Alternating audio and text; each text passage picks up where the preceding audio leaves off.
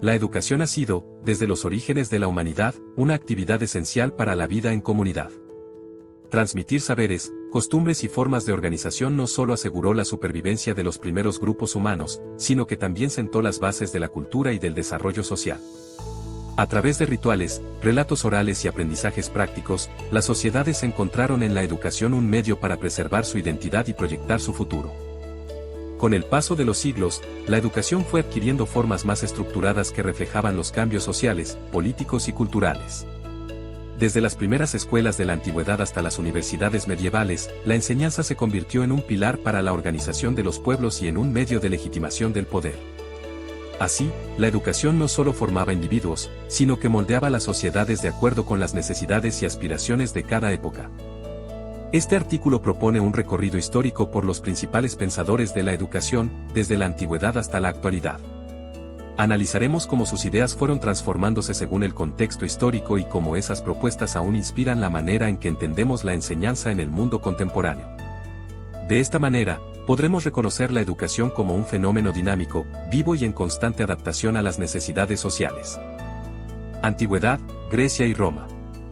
Los primeros grandes pensadores de la educación surgieron en la Grecia clásica. Sócrates, 470-399 AC, defendió el diálogo como herramienta para llegar a la verdad, planteando que el maestro no transmite conocimientos, sino que ayuda al alumno a descubrirlos por sí mismo. Platón, 427-347 AC, su discípulo, consideró que la educación debía guiar a los individuos hacia la justicia y la organización social, creando un modelo jerárquico de enseñanza en su obra La República. Por su parte, Aristóteles, 384-322 AC, aportó una visión práctica y científica. La formación debía ser integral, uniendo cuerpo, mente y ética en función de la vida ciudadana. En Roma, pensadores como Quintiliano defendieron la importancia de la retórica y la formación moral para los futuros gobernantes y ciudadanos. Edad Media. Durante la Edad Media, la educación estuvo estrechamente vinculada a la Iglesia, que se convirtió en la principal institución encargada de preservar y transmitir el conocimiento. El pensamiento de San Agustín, 354-430, resaltó el valor de la educación como un camino hacia la verdad divina, mientras que Santo Tomás de Aquino, 1225-1274, integró la filosofía aristotélica con la teología cristiana, dando origen a la escolástica. La fundación de las primeras universidades medievales en Europa consolidó un modelo educativo más formal, donde el debate, la lógica y la transmisión de textos clásicos se convirtieron en el núcleo de la enseñanza. Renacimiento y modernidad temprana. El Renacimiento trajo consigo una nueva concepción del ser humano y de la educación. El pensamiento humanista puso en el centro al individuo, fomentando el estudio de las artes, las ciencias y la literatura clásica. En este contexto surgió Juan Amos Comenius, 1592-1670, considerado el padre de la didáctica moderna. Defendió la enseñanza gradual, ordenada y universal, convencido de que todos podían aprender. Su obra didáctica magna estableció bases que aún hoy se mantienen en la pedagogía. La Ilustración aportó una visión más racional y científica a la educación. Jean-Jacques Rousseau, 1712-1778, con su obra Emilio o de la educación, propuso que el aprendizaje debía centrarse en el niño y respetar su desarrollo natural, rompiendo con la rigidez tradicional. Johann Heinrich Pestalozzi, 1746-1827, continuó esta línea, impulsando una educación integral basada en la experiencia y en el desarrollo de la mente, el corazón y las manos. Más tarde, Friedrich Froebel, 1782-1852, creó el concepto de jardín de infancia, reconociendo la importancia del juego en el aprendizaje temprano. Siglo XX y contemporaneidad.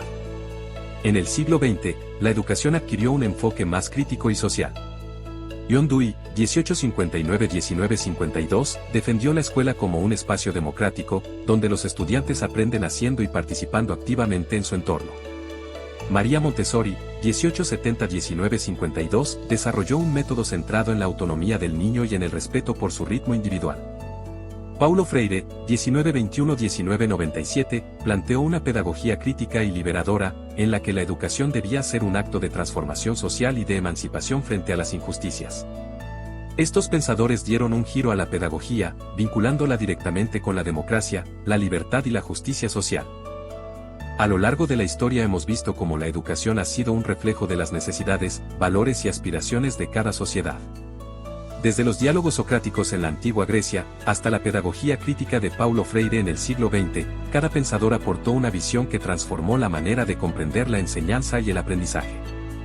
La educación pasó de ser un proceso de transmisión de conocimientos básicos para la supervivencia, a convertirse en un instrumento de justicia, libertad y desarrollo humano. Hoy, en pleno siglo XXI, seguimos bebiendo de esas fuentes históricas.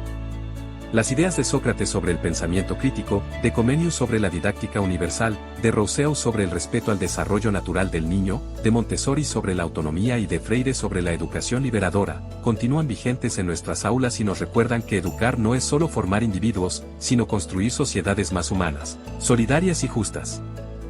Reconocer la trayectoria de los precursores de la educación nos invita no solo a valorar el pasado, sino también a asumir el compromiso de seguir transformando la enseñanza según las necesidades de nuestro tiempo.